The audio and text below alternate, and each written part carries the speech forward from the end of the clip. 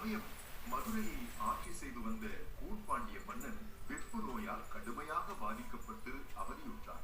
அந்த நோய் தீர வேண்டி அவன் சில சமண மந்திரங்களையும் பல மருந்துகளையும் உண்டும் கூட எந்த பலனும் கிட்டவில்லை. அப்பொழுது மதுரைக்கு வந்தார் திருஞான சம்பந்தர். அவர் மன்னனின் தீராத நோயை தீர்க்க சிவனை வேண்டி மந்திரமாவது நீரு வானவர் மேலது நீரு என்று சிவபெருமானை நினைத்து திருநீற்றை மன்னனுக்கு தன் கையாலே எடுத்து பூசினார்.